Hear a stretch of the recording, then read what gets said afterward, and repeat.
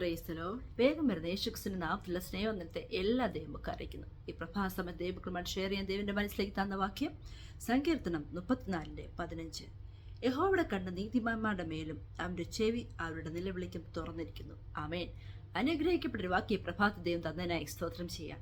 ഈ ഒരു വാക്യത്തിലൂടെ കർത്താവ് നമ്മുടെ ജീവിതത്തിൽ പറഞ്ഞിരുന്ന കാര്യം എന്താണെന്ന് ചോദിച്ചാൽ, കർത്താവിൻ്റെ കണ്ണ്, യഹോവയുടെ കണ്ണ് എപ്പോഴും നീതിമാന്മാരുടെ മേലുണ്ട് എന്നൊരു ഒരു വാഗ്ദത്തം, അല്ലെ, ഒരു അനുഗ്രഹിക്കപ്പെട്ട പ്രോമിസാണ് കർത്താവ് നമുക്ക് പലപ്പോഴും തരുന്നത്. കാരണം പല വചനങ്ങളിലൂടെ കർത്താവ് നമ്മളോട് പ്രോമിസുകൾ ചെയ്യുന്നുണ്ടെങ്കിലും ഏറ്റവും അനുഗ്രഹമായ ഒരു പ്രോമിസാണ് ഇത്. കാരണം കർത്താവ് വ്യക്തമായി പറയുക, എപ്പോഴും ഏത് സമയത്തും കർത്താവിൻ്റെ കണ്ണുകൾ നമ്മളെ നോക്കിക്കൊണ്ടിരിക്കുന്നതെന്ന്. കാരണം ഈ ലോകത്തെ ജീവിതത്തിൽ നമ്മൾ നോക്കുമ്പോൾ പലപ്പോഴും നമ്മുടെ ജീവിതത്തിൽ നമ്മളെ പലരും വിട്ടുപോകും, അല്ലേ. ഈവൻ പെറ്റമ്മ പോലും, അല്ലെങ്കിൽ അപ്പൻ പോലും, ഇല്ലെങ്കിൽ സഹോദരങ്ങൾ പോലും, അവർക്ക് ഒരിക്കലും 24 hours നമ്മളെ നോക്കിക്കൊണ്ടിരിക്കാൻ പറ്റത്തില്ല. ഈ ലോക ജീവിതത്തിൽ നമ്മൾ പലപ്പോഴും പല ജോലി മേഖലയിലാട്ടെ, നമ്മുടെ വർക്കിംഗ് കാര്യങ്ങളിലാട്ടെ, അല്ലെങ്കിൽ സ്റ്റഡി കാര്യത്തിലാട്ടെ, ഏത് സമയത്തും നമ്മളെ നോക്കിക്കൊണ്ടിരിക്കുന്ന രണ്ട് കണ്ണുണ്ടെങ്കിൽ അത് നമ്മുടെ യഹോവയുടെ കണ്ണ് മാത്രമാണ്. കാരണം വ്യക്തമായി പറയുന്നു, നീതിമാന്മാരുടെ മേൽ കർത്താവിൻ്റെ കണ്ണുണ്ട് എന്ന്. അതുകൊണ്ടാണല്ലോ നമ്മൾ ഈ ലോകത്തിൽ ഇന്നും ജീവനോടെ ഇരിക്കുന്നത്.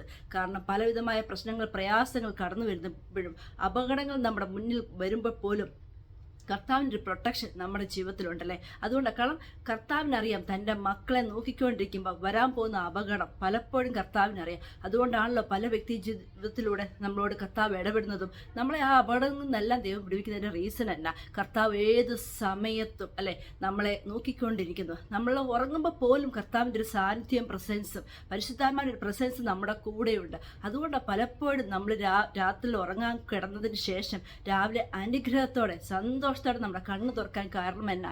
കർത്താവിൻ്റെ ഒരു കരുതൽ നമ്മുടെ ജീവിതത്തിലുള്ളതുകൊണ്ട്. പക്ഷെ ഒന്നുണ്ട്, നീതിമാനായിരിക്കണം. ഈ ദിവസങ്ങളിൽ നമ്മുടെ ജീവിതത്തിൽ എന്തെങ്കിലും നീതിയോടെ നമ്മൾ പ്രവർത്തിക്കുന്നുണ്ടെങ്കിൽ, ദൈവത്തിന് ഹിതമില്ലാത്ത എന്തെങ്കിലും നമ്മുടെ ജീവിതത്തിലുണ്ടെങ്കിൽ നമ്മളത് ഇന്ന് ഉപേക്ഷിച്ചു വേണം. കർത്താവിൻ്റെ സന്നിധിയിൽ ഏറ്റു പറഞ്ഞ്, അപ്പാ അങ്ങയുടെ സന്നിധിയിലേക്ക് ഞാൻ എന്നെ തന്നെ സമർപ്പിക്കുക, അപ്പം എന്ത് ഹിതമോ അതെൻ്റെ ജീവിതത്തിൽ നടക്കണമേ എന്ന് പറഞ്ഞ് ഈ ദിവസങ്ങളിൽ തന്നെ നമ്മുടെ ഹൃദയത്തെ ദൈവസന്നിധിയിൽ ഏൽപ്പിച്ചു കൊടുത്ത് ഒരു നീതിമാൻ അല്ലെങ്കിൽ നീതി ഉള്ള മകളായി തീർന്നു കഴിഞ്ഞാൽ കർത്താവ് ഏതു സമയത്തും നമ്മളെ പ്രൊട്ടക്റ്റ് ചെയ്യും. അതുപോലെ തന്നെ വ്യക്തമായി പറയുന്നുണ്ട്, അവരുടെ ചെവി അവരുടെ നിലവിളിക്കും തുറന്നിരിക്കുന്നു എന്ന്. അതുകൊണ്ടാണല്ലോ ദൈവമക്കളായ നമ്മുടെ ജീവിതത്തിൽ പ്രശ്നങ്ങൾ, പ്രയാസങ്ങൾ കടന്നു വരുമ്പോൾ നമ്മളൊന്ന് പായിട്ട്, ഒന്ന് കരഞ്ഞാൽ, ഒന്ന് ഏങ്ങി കരഞ്ഞാൽ, അല്ലെങ്കിൽ നമ്മൾ ചില സമയം നമ്മൾ വിങ്ങി, അല്ലെങ്കിൽ ആർക്കും പറയാൻ പറ്റാത്ത ഭാരത്തോടെ നമ്മൾ പലപ്പോഴും നടക്കാറുണ്ടല്ലേ. പക്ഷെ നമ്മുടെ ആ ഹൃദയഭാരം ദൈവം കാണുന്നതിൻ്റെ റീസൺ അല്ല, നമ്മുടെ കരച്ചിൽ ദൈവം കേൾക്കുന്നതിൻ്റെ റീസൺ അല്ല. നമ്മൾ ദൈവരാജ്യത്തിന് വേണ്ടി നിലനിൽക്കുന്നവരാ, അല്ലേ. കർത്താവിൻ്റെ മുന്നിൽ സന്നിധി നമ്മൾ നീതിയുള്ള മക്കളായി നിൽക്കുന്നത് കൊണ്ട് നമ്മുടെ ചെവി, കർത്താവിൻ്റെ ചെവി നമുക്ക് വേണ്ടി തുറന്നിരിക്കുന്നത് ഏത് സമയത്തും. കാരണം ഇവിടെ ഒരിക്കലും ടൈം ലിമിറ്റേഷൻ ഇല്ല. കർത്താവിൻ്റെ ഏറ്റവും വലിയ പ്രത്യേകത എന്ന് ചോദിച്ചാൽ 24/7 എനി ടൈം, ഏത് സമയത്തും കർത്താവിനെ വിളിച്ചപേക്ഷിക്കുവാനും നമ്മുടെ നിലവിളി കേൾക്കുന്ന ഒരു ദൈവമല്ലേ, ജീവനുള്ളൊരു ദൈവത്തെയാണ് നമ്മൾ വിളിക്കുന്നത്. അതുകൊണ്ട് തന്നെയാണ് നമ്മൾ പല കാര്യങ്ങളും ഭാരപ്പെട്ട് നിലവിട്ട് നമ്മൾ പ്രാർത്ഥിക്കുമ്പോഴും അല്ലെങ്കിൽ നമ്മൾ കരയുമ്പോഴും നമുക്ക് അതിൻ്റെ മറുപടി കിട്ടാനുള്ള റീസൺ നമ്മൾ എന്താ ചോദിച്ചാൽ, നമ്മൾ നീതിമാനായി ഈ ദിവസങ്ങളിൽ ദൈവത്തിൻ്റെ സന്നിധിയിലേക്ക് നമ്മൾ ആയിരിക്കുമ്പോൾ കർത്താവ് ഏത് സമയത്തും നമ്മളെ കണ്ടുകൊണ്ടിരിക്കും. നമ്മളെല്ലാ ആപത്തിൽ നിന്നും ദൈവം വിടുവിക്കും, അനർത്ഥങ്ങളിൽ ദൈവം നമ്മളെ പിടിക്കും. അതുമാത്രമല്ല, നമ്മുടെ കണ്ണുനീരിന് മറുപടി തരുന്ന ദൈവം ഈ ഒരു നമ്മുടെ ദൈവം, അല്ലേ. ഈ ഒരു വചനത്തിലൂടെ കർത്താവ് വ്യക്തമായിട്ട് നമ്മളോട് ഇടപെടുന്നതാണ്. കാരണം ഏത് സമയത്തും നമ്മൾ നിലവിളിക്കാനുള്ളൊരു പെർമിഷൻ, അല്ലെങ്കിൽ ദൈവസന്നിധിയിലേക്ക് അടുത്ത് ചെല്ലാനൊരു പെർമിഷൻ